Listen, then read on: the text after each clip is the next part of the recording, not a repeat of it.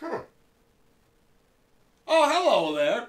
I'm the Magic Historian, and today we're going to talk about old school Magic the Gathering combos from this old magazine I've been reading. Baby. Yeah? That's not a Magic magazine, and you're holding it upside down. Hey, let me explain something to you about the internet, okay? These degens who watch me, they can't read, they don't know what a magazine is, so just shut up and we'll be fine, woman! I will shave you bald!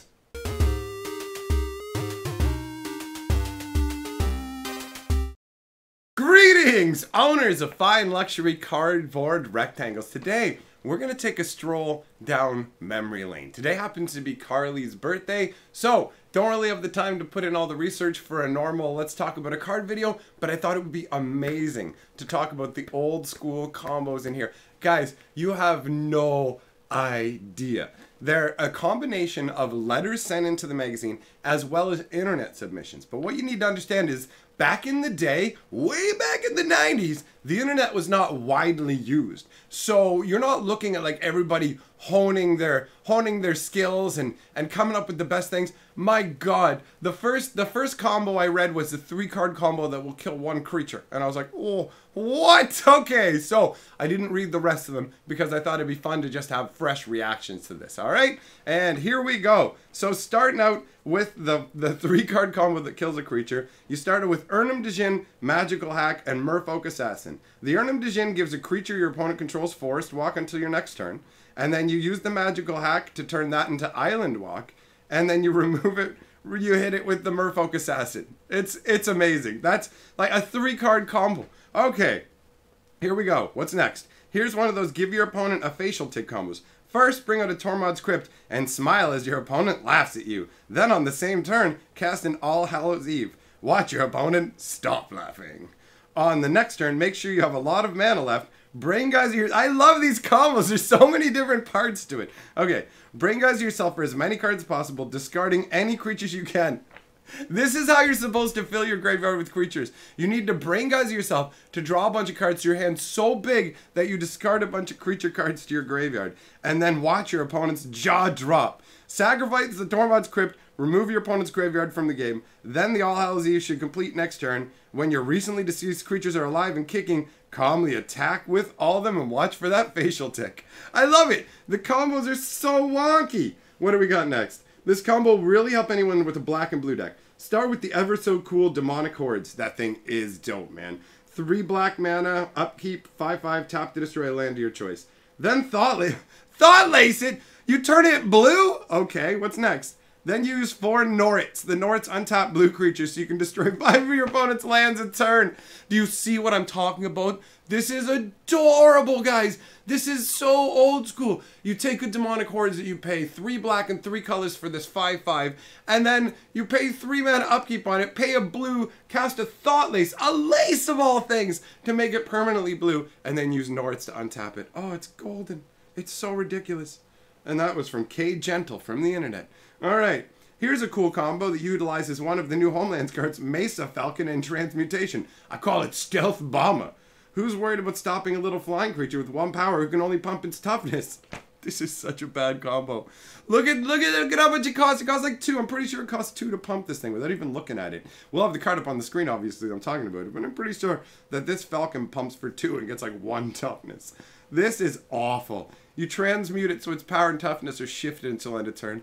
This is like the worst kind of fire breathing that requires it's like, if you use this card, you can give this crappy bird kind of fire breathing. Oh, dude. Here's another combo that will make your enemy's skin crawl. Put a Candelabra of Tawnos, Maze of Ith, and several Urza's Lands into play. Alright, we're getting somewhere now. This sounds a little crazier. The minimum for the Urza's Lands you need in play is 1 mine, 1 tower, and 1 power plant. Then cast Animate Artifact on the Candelabra. Oh, I know where this is going. Next, attack your opponent with it. Sounds stupid, but it's not. Use Maze of Ith on the Candelabra to make it untapped. To make it an untapped attacking creature that doesn't have to worry about damage. Then you basically, the idea behind this combo is you turn your Candelabra into a creature that can be untapped with Maze of Ith. Then you tap enough mana, basically tap your Candelabra, untap the Maze of Ith along with other mana producing lands. Then tap the Maze of Ith to untap the Candelabra. Rinse and repeat for infinite mana during your combat. So that's an actual That's an actual full-on combo, as you guys would think it. It may be a bit obtuse, but that's an actual combo. A lot of these are combos in you can use these cards together. This is adorable. I forgot to mention, these are all listed under something called Mondo combos. I love it. Mondo is such a 90s word. You don't hear it at all anywhere anymore. Mondo. Oh my god. Okay, so I've got 2 related Mondo combos here. Orange Launch Ascent, Circle of Protection Red, and Earthquake. Use the Circle Red to protect yourself from Earthquake. Use Orange Launch Ascent to make all your creatures flying to be protected from Earthquake. That's hilarious. Or you can use Orange Launch Ascent, Circle Protection Green, and Hurricane. And then you give your opponent's creatures flying and do damage to them. That's amazing. How about this combo? Hallows Spawning Bed and Hell's Caretaker. You can sacrifice an air elemental or any other blue creature for a handful of 1/1s, and then use the Hell Caretaker to sacrifice one of the 1/1s to bring your air elemental back. I use it with a Sunken City and boost him up. Alright, that's not too bad. Here's one using the Homelands cards. Place a Torture on a creature and use it to put 2 -1/-1 counters on the creature. Pass the enchantment using Crown of Ages. Then tap your Sorcerer's Screen to remove any creature no matter how large. Another 3-card combo. You have to make the creature have 2 -1/-1 counters on it because the Sorcerer's Queen will set the base power and toughness of a creature to 0/2, after which counters and things like that are applied, which would make the 0/2 into a 0/0 and it would die, and that would kill any creature. Then we got Homeland Shrink card to use with Transmute. Man, people really like to Transmute. The Homeland Shrink card makes a great complement to Transmute. By itself, Transmute is mainly useful against walls. Shrink is a good antidote for giant growth or an attack by a large creature. But including both cards in the deck makes each card more useful because the combination can remove most creatures by shrinking the creature to 0 or negative power and transmuting it to 0 toughness. Yikes, man. Terrible combos. Primordial Ooze is a rather unwieldy card. It tends to grow to uncomfortable proportions, especially when paying upkeep for the 10th round. So what do? Make it your opponent's problem. With Gauntlets of Chaos, you can swap the highly uncontrollable Ooze with your opponent for another creature. Casting Stasis after that ensures your opponent can only pay the upkeep a couple times and attack once at most. The Ooze will continue to grow and require more mana. I like that. That's fun. You get to use the Ooze at first for a while, then you foist it onto them with Gauntlets of Chaos, which was a card I really enjoyed back in the day, and then you keep them under a stasis lock so they get smacked around by their own Ooze. Not too shabby. Bit convoluted, but alright. Alright, then we got Cast and Hava in. Gain 1 + X life, where X is the number of green creatures in play, and respond to it with a Sylvan Paradise. Turn any creatures to green until the end of the turn. Ooh, guys, boys, check out that naked lady in Sylvan Paradise. Don't you want to check out her paradise? Alright. Wait, actually, that makes it sound like she's got a sack. Okay, this gives you lots of life, but it's even better when Living Plane is in play. Man, these combos, they're incredible. We got a few more, guys. We got a few more. A good combo I use fairly often is Ivory Tower, Ashnod's Altar, and Book of Wraths. I sacrifice a creature, usually a token or something picked up by Sea Singer, to Ashnod's Altar to get 2 mana, and I pay that and 2 life to draw a card via the Book of Wraths. Usually, Ivory Tower recoups my investment in life by next turn's upkeep. Having a library of Lang won't hurt either. This combo, being all artifact, has the unfortunate tendency to be shattered, disenchanted, crumbled, stolen. It's hilarious how many cards are included in this one. This just goes on. Like, what was he even saying? I have to actually go back through this one again. Okay, so he's using Ivory Tower, Ashnod's Altar, and Book of Wraths. Sacks a creature to get 2 mana. Then he uses 2 life to draw a card, and the Ivory Tower. Okay, that's not so much a combo, I guess. There's just a bit of synergy between the cards. Alright, fair enough. Let's move on. Fun, fun, fun. It's pain to get in work, but try Blood of the Martyr, Inferno, and reverse damage. That's hilarious. So Blood of the Martyr makes it so that you can take all the damage for your creatures. Inferno makes it so all creatures and you are going to take 6 damage. And reverse damage lets you to gain all that as life instead. Not too shabby. Ornithopter, 1 swamp, a dark ritual, and 3 unholy strengths. You have a 6/5 flyer in the first turn. Now that's obviously a dream hand where you're actually laying out 6 cards. You need 6 cards for that to be a reality. But that's living the dream, boys. That's terrifying. I've seen the double or triple dark ritual first turn 6/7 mana play, and it's brutal. A gigantic 6/5 Ornithopter. You got a plow? You got an unsummon? No? Then get ready for me to eat your face, son.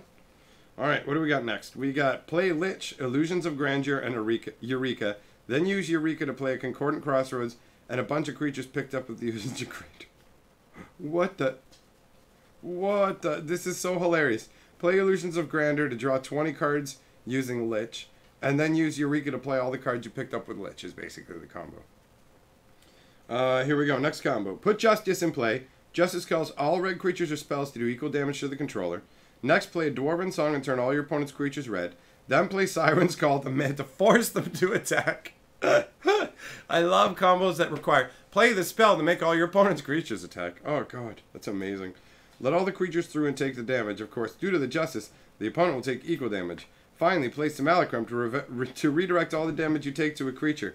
I love these combos that require 3 colors. You gotta be playing blue, white, and black for this. That's golden, boys. Okay, my friends, well, it's Carly's birthday, so today I am partying with her. We're celebrating her birthday. We're going to be doing a live stream, probably, of Carly's birthday shopping and whatnot. So if you want to come and hang out, very cool. Otherwise, just let me know what you thought of these old school. Why am I bending this up? This is an ancient relic of magic that Goblin was kind enough to send out to me. I got to treat these very, very specially. That's why I had that other magazine for the beginning part of the video, because I'm not dropping this bad boy. I'm trying to collect these up. In fact, if any of you have any old magic magazines or books and wish to contribute them to the Magic Historians Library, they would be greatly appreciated. My P.O. box is listed. I could definitely use the help. I only have 2 magazines and none of the novels. So, gonna try and build that up. And now we will be saying hello to my newest patron and welcome to Wilbs.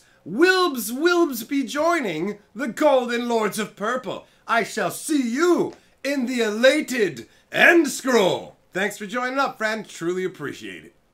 Together, we're the 6th color of magic.